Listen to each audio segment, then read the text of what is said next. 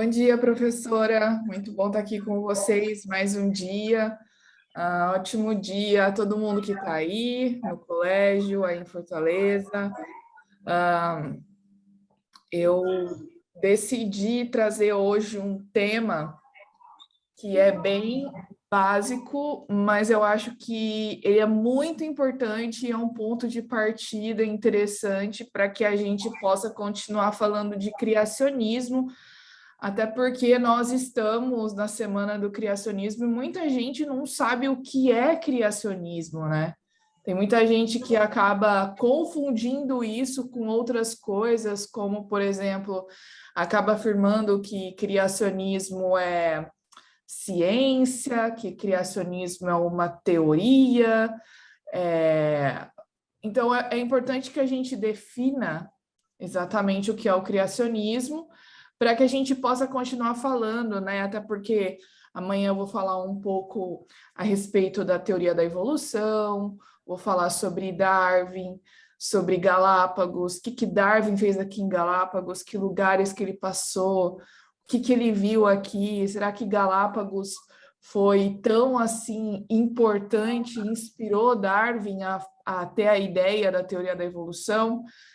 Então, é importante para que a gente fale de evolução, já que nós estamos na Semana do Criacionismo, entender o que é criacionismo, tá bom? Então, eu vou aqui compartilhar minha tela com vocês. Então, eu vou falar aqui rapidinho a respeito dos tipos de criacionismo, porque a gente precisa falar o que é criacionismo e a gente precisa falar qual é o criacionismo que nós, como instituição, como Igreja Adventista, como Educação Adventista, acreditamos. Antes disso, ontem eu contei para vocês, né, dos meus projetos de mídia digital, que eu adoro fazer, que é o Origens Podcast, um podcast sobre ciência, e o meu canal do YouTube Confissões de Crente. Essa semana eu estou fazendo uma série de vídeos especial sobre a Semana da Criação. Então, cada dia da semana eu falo de um dia da criação. Hoje vai entrar no ar daqui a pouquinho um vídeo sobre o terceiro dia da criação, como que foi esse dia, que Deus criou, né? O que tem de evidência científica que apoia o relato bíblico. Então, procure no YouTube, Confissões de Crente, se inscreva lá. E também o conteúdo do canal está na forma de podcast no Spotify. Então, se você colocar no Spotify aí, canal Confissões de Crente, você vai poder escutar também o conteúdo do canal por lá, tá bom? Então, vamos estabelecer então aqui o que é o criacionismo afinal. Então, antes que as pessoas falem mal do criacionismo e falem mal, falando conceitos errados, né? Vamos dizer aqui é o certo. Por quê? Porque sempre que eu coloco o criacionismo no Google, eu procuro algum artigo científico, ou algum artigo, seja um artigo de opinião, seja um artigo de algum site, alguma revista, sempre eles começam do ponto de partida de que o criacionismo tem a pretensão de ser ciência, tá bom? Eu já vou falar para vocês aí o que é ciência, tá? Mas o criacionismo, ele nunca teve a pretensão de ser considerado uma área do conhecimento ou até mesmo ciência, tá bom? Então, o que é o criacionismo? O criacionismo é uma cosmovisão. É através dele que nós vamos estudar a natureza, tá bom? Então, a gente vai partir do princípio de que Deus criou tudo que existe, de que Deus é o nosso criador, para entender a natureza ao nosso redor. Então, por exemplo, quando eu, Maura, ontem a gente falou sobre o vulcão Serra Negra, né? Então, ontem, quando eu chego lá no vulcão, eu falo, nossa, que incrível, com certeza isso aqui foi consequência do dilúvio, né? Então, eu usei o conhecimento bíblico como base para eu poder interpretar a minha realidade.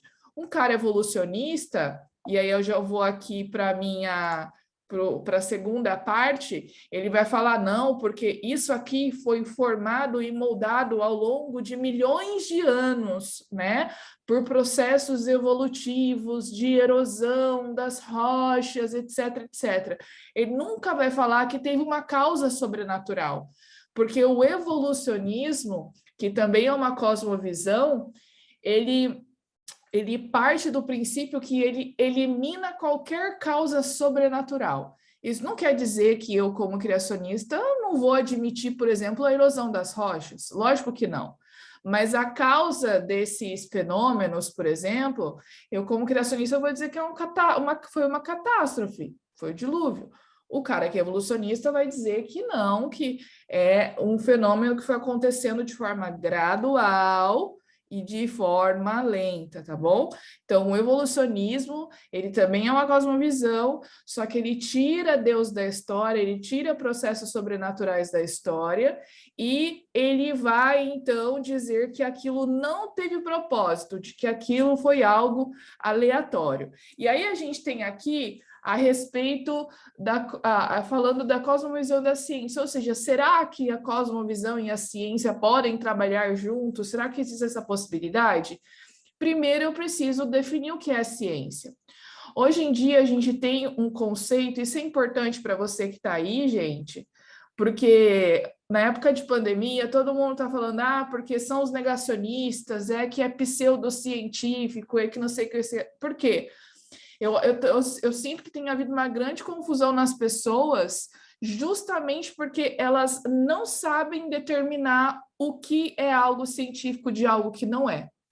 Então, por exemplo, algo científico, hoje em dia, no contexto em que nós estamos, algo é chamado como científico ou como ciência quando passa pelo crivo do método científico. Quando eu uso o método científico para determinar a validade de alguma coisa. Exemplo, todo mundo aqui já viu que todo mundo está sendo vacinado.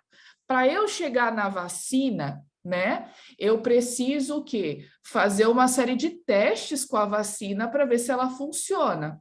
Quando eu faço isso, eu estou usando as ferramentas da ciência, ou seja, o método científico. Quando eu falo assim que usar máscara funciona, eu estou usando um conhecimento científico, por quê? Porque já teve várias pessoas que fizeram testes, que testaram para ver se a máscara funciona, que tipo de máscara funciona, ok? Esse é o conceito de ciência. Então, quando alguma pessoa chama algo ou algo de pseudociência, o que que é? Pseudociência é quando uma pessoa pretende dizer que um conhecimento é científico quando, no caso, ele não é. Tá bom? Então, por exemplo, vou dar outro exemplo aqui que é polêmico: Terra plana. A Terra plana é uma pseudociência, por quê?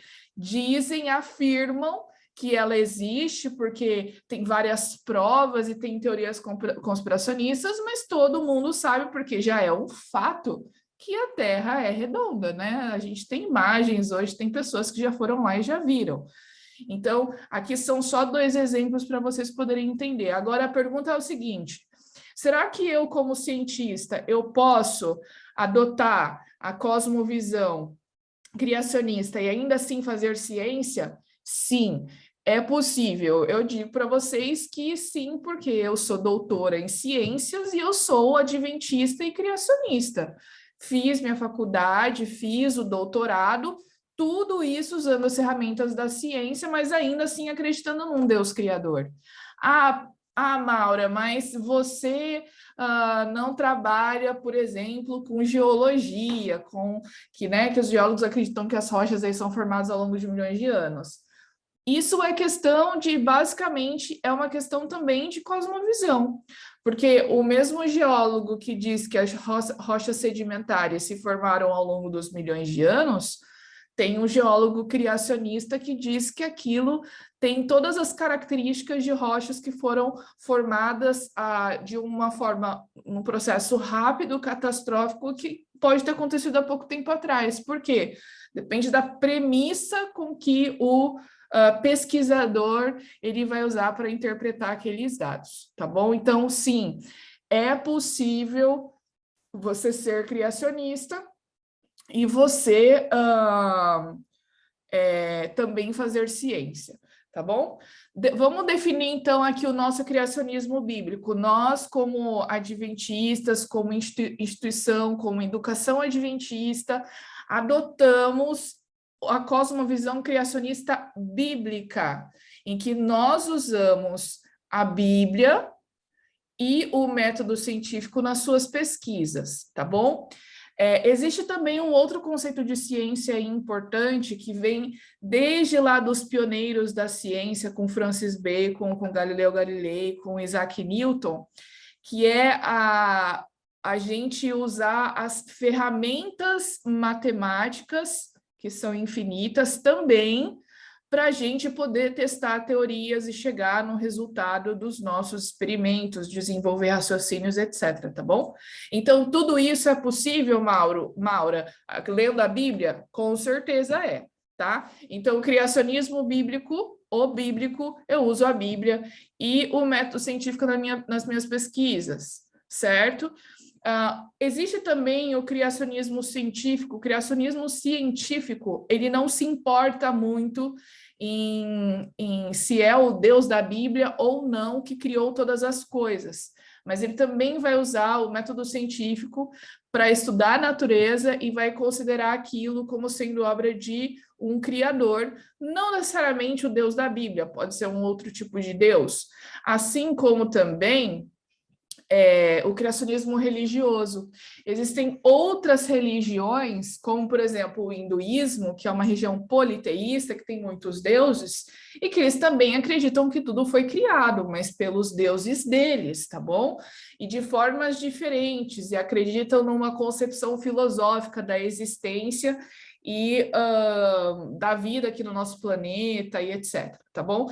Então, para que a gente entenda esses tipos aí de criacionismo, é necessário que você entenda que Deus, então, nós aí, como instituição, a gente adota o criacionismo bíblico, que é o que faz mais sentido. Agora, eu vou colocar um ponto aqui para vocês muito importante e interessante, que inclusive eu até discuti no vídeo meu que eu fiz sobre o primeiro dia da criação, que é um tópico aí de duas vertentes do criacionismo, que é baseado aí nesses primeiros versos aí do Gênesis 1. Então, nos versos 1 e 2 de Gênesis 1, vem falando aqui que Deus criou os céus e a terra no princípio.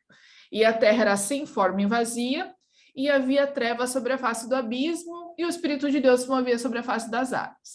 Tem esses dois versos, depois já começa no verso 3, e disse Deus, haja luz, e houve luz. E Deus fez separação entre a luz e as trevas. A luz ele chamou dia, as trevas noite, e assim foi tarde e manhã o primeiro dia, ok? Aí o que acontece? Dentro do criacionismo bíblico existem duas vertentes, e aqui não é errado, tá bom? Se você escolher uma ou outra, mas existem duas vertentes que acreditam que a primeira, que é do intervalo passivo, de que, por exemplo, Deus criou primeiro. Aí você pode ir pensando o que faz mais sentido para você, tá? Então, primeiro Deus criou o universo, o nosso planeta, deixou um tempinho aqui, teve um intervalo de tempo meio indeterminado, e só depois de muito tempo, Deus, Jesus e o Espírito Santo decidiram vir até o nosso planeta e criar a vida, e formar o nosso planeta para criar vida, ok? Tudo isso, a criação da vida e a formação do nosso planeta, que a gente chama de terraformação, foi num tempo recente.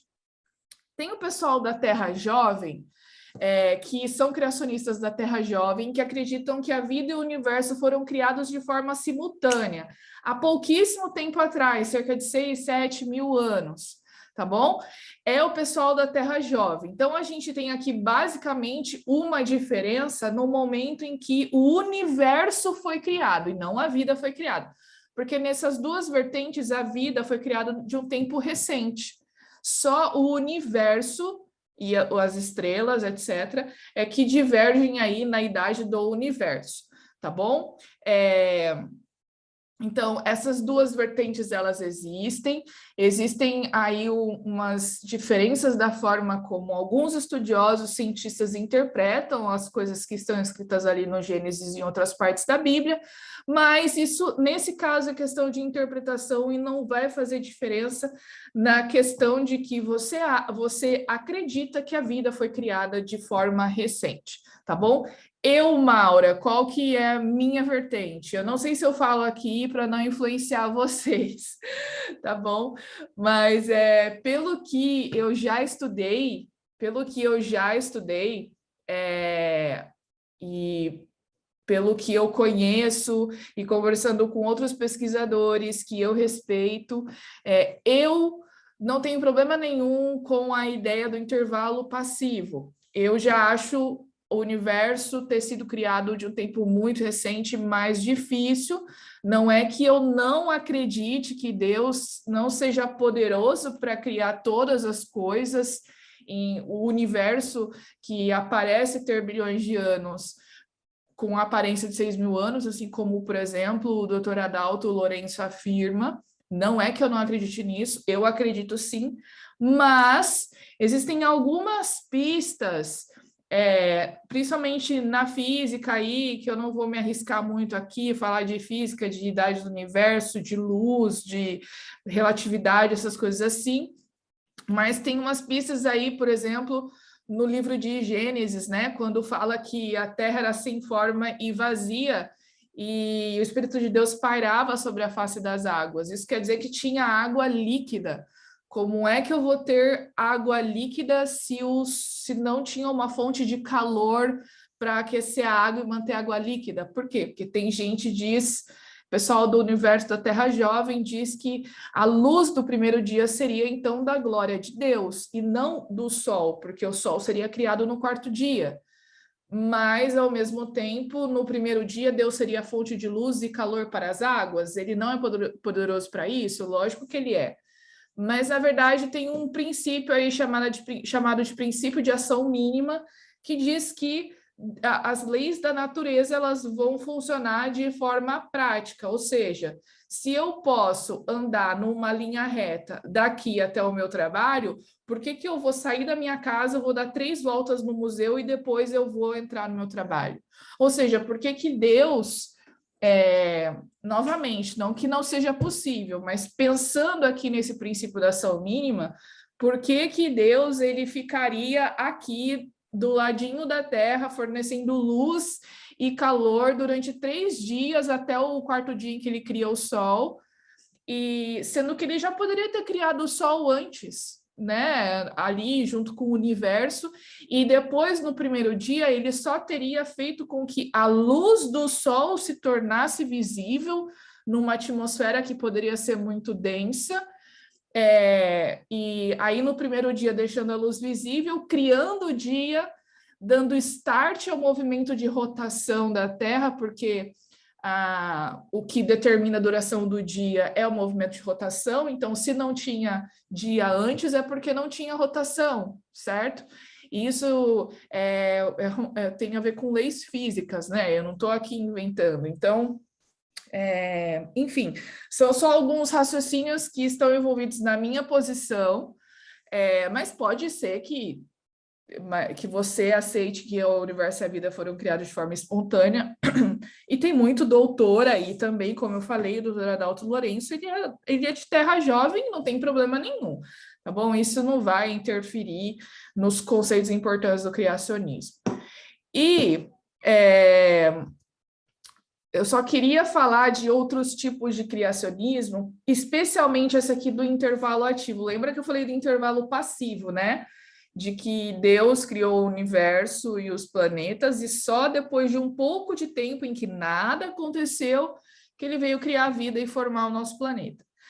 Tem esse conceito do intervalo ativo, e que, se você já ouviu falar daquela novela da Record, do Gênesis, o primeiro capítulo da novela é basicamente a ilustração do intervalo ativo, qual que é a concepção do intervalo ativo? De que Deus, quando fala ali nos primeiros 2 versos, no princípio criou Deus os céus e a terra, Deus fez uma primeira criação. Ele criou tudo, criou a terra, criou a vida, criou os animais. Só que aí aconteceu alguma coisa. Na verdade, o que eles afirmam é que quando houve rebelião no céu, Satanás foi expulso do céu, ele foi expulso e foi mandado para a terra. E ao ser expulso, mandado para a terra, ele caiu aqui e destruiu essa primeira criação de Deus. Aí, o que acontece? A partir do verso 3, é quando Deus vem novamente e faz uma recriação daquela primeira criação, porque Satanás veio para cá e arruinou tudo, e Deus vem e restaura, tá bom? Essa é do intervalo ativo, é o que aparece lá na novela da Record. Eu não sei se é porque essa é uma versão mais apelativa para a questão de entretenimento, ou se é porque a religião defende realmente esse intervalo, essa explicação, mas na concepção nossa de criacionismo bíblico é uma interpretação do texto bíblico que não tem base, tá bom? São interpretações de textos isolados que não são coerentes com o resto da Bíblia, tá bom? Porque isso tem implicação, por exemplo, se Deus criou a vida há muito tempo atrás, antes de Satanás vir para cá, então a datação radiométrica faz sentido, a questão da evolução em milhões de anos faz sentido, porque tudo que Deus criou a primeira vez é aquilo que está no registro fóssil, né? E nós, então, aqui somos a recriação de Deus depois da queda de Satanás. Então, essa questão do intervalo ativo não é adequada para nós aí que aceitamos o criacionismo bíblico, tá bom? E aqui, para finalizar o nosso momento, eu sei que hoje foi uma coisa mais teórica, sem muitas imagens, amanhã eu vou trazer mais coisas para vocês de imagens daqui, mas aí tem eu só quero falar de mais 2 pontos, que é o criacionismo progressivo e o evoteísmo. Criacionismo progressivo é aquela ideia de que Deus criou tudo, tá bom? Só que não foi no tempo recente, foi há muitos milhões de anos atrás. E cada dia da criação é composto de milhões de anos, seria uma era, tá bom? Ou tem pessoas que acreditam também que cada dia da criação, na verdade, foi um dia que Deus revelou aquelas coisas para Moisés, e que não seriam dias literais da criação, tá certo? Aí depois eu tenho aqui, finalmente, e eu vou mostrar para vocês com esse gráfico que eu fiz, e depois quem quiser pode falar comigo, que eu posso mandar isso para vocês. Eu fiz aqui para o museu, eu quero falar disso aqui, ó, da evolução teísta, esse 4 que está aqui. Tem muitas pessoas, e especialmente no meio cristão, eu vou até descompartilhar aqui minha tela, para poder ficar aqui em tela cheia para vocês. Tem muitas pessoas aí no meio cristão que estão numa tentativa de coadunar o relato bíblico, então eu não quero desacreditar na Bíblia, mas veem também que a teoria da evolução é muito falha em alguns pontos. Então, qual que é a tentativa? É coadunar a teoria da evolução, o fato de que a vida surgiu há milhões de anos atrás e foi se aperfeiçoando por seleção natural, né? Com a Bíblia. Então, o que eles afirmam? Eles afirmam que, na verdade, a vida não surgiu de forma espontânea e simples há bilhões de anos atrás, mas que Deus é que criou essa forma simples de vida há bilhões de anos atrás. E que Deus foi usando a seleção natural para criar, para direcionar a criação. Então, com isso, a gente tem todos os registros fósseis, tudo, enfim, todas as evidências que são usadas pelos evolucionistas para dizer que a evolução está provada, se encaixam perfeitamente na Bíblia, né? Porque foi Deus que criou a primeira forma de vida, então eu resolvo um problema, que é a origem espontânea da vida. Inclusive, eu até postei no meu Stories ontem, se vocês quiserem me seguir no Instagram, é Maura A. Eduarda, eu postei nos meus Stories ontem um artigo que saiu na Nature dizendo que estavam testando aí eles finalmente acham que encontraram uma combinação de coacervados que podem ser os mesmos de bilhões de anos atrás.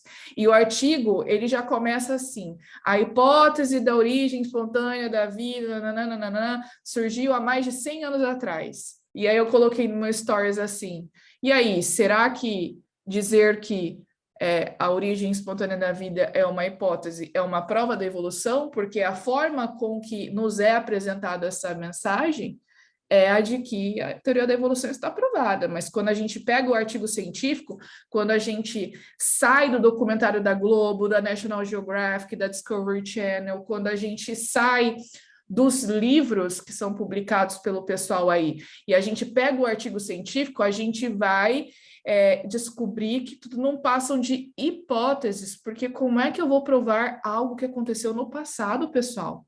Me diz. Como é que eu vou voltar a milhões de anos e comprovar a ciência histórica, o que aconteceu no passado? Não tem condições, tá bom? Não é como a arqueologia, que o pessoal acha cerâmica, que o pessoal acha papiro, essas coisas. Não é. São milhões, são bilhões de anos atrás, que são baseados em métodos com premissas também questionáveis, né? Então, a gente tem esse movimento hoje entrando dentro das igrejas, em que Deus usou a evolução para aperfeiçoar a vida. Ou seja, Deus usa a morte, porque seleção natural é morte, né? Se você não está apto, se você não está adaptado, você não vai sobreviver, então você não vai ter descendentes, consequentemente, você não vai passar as suas informações, seus genes para as próximas gerações, e você está eliminado ali da população. Então, Deus usa a morte para direcionar a sua criação, mas quando a gente lê na Bíblia, a morte é consequência do pecado, e ela só entrou no mundo por causa do pecado. O salário do pecado é a morte. Então, não faz sentido você ser um cristão e dizer que Deus direcionou a criação, porque não foi Deus que criou a morte, não é Deus que usa a seleção natural para criar. Deus usa a vida para criar. Ele cria a vida no terceiro dia da criação, criando as plantas, né? Ele não cria a morte. Isso é resultado do pecado. Então, é muito importante, gente, que a gente entenda a importância dessas informações e que vocês fiquem espertos e pensem toda vez que vocês virem determinados discursos, determinados vídeos e filmes, porque a gente precisa ficar muito atento, né? E por isso que eu achei que seria importante trazer isso para vocês. Eu meio que mudei o assunto ontem à noite, né? Porque eu acho que a gente precisa ter discernimento para interpretar algumas coisas e a gente só consegue isso a partir do momento que a gente conhece, né? Então, vamos parar, pensar quando a gente ouve as coisas e não só reproduzir aquilo que a gente ouve, né? Muitas fake news aí, gente, elas são disseminadas simplesmente porque as pessoas não leem a mensagem inteira, simplesmente vão no compartilhar no WhatsApp e começa a compartilhar. Sendo que ela não lê a mensagem, para pensar assim, será que é isso mesmo? A dúvida, o questionamento, a curiosidade é a parte importante do processo investigativo de um cientista.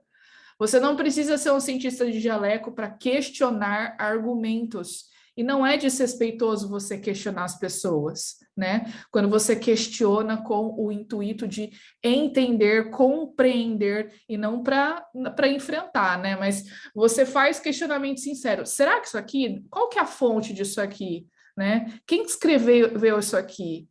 Tem algum objetivo com essa mensagem? Então, é importante que a gente pense nessas informações importantes, tá bom? Amanhã a gente volta a falar de Galápagos, e aí eu vou mostrar mais coisas legais para vocês, tá bom? Professora, eu faço a oração aqui para todos, como a gente faz de novo? Sim, professor, por favor. Ok, obrigada. Vamos orar então, gente. Querido Jesus, querido Deus, muito obrigada, Senhor, por mais um dia de vida, mais uma oportunidade que temos de fazer novas escolhas, mais uma oportunidade que temos de aceitar a sua salvação, de crer que só o Senhor é o Criador de todas as coisas, de acreditar que a Bíblia tem a verdade e de acreditar que sim, é possível fazer ciência de qualidade, ainda assim crendo no Senhor.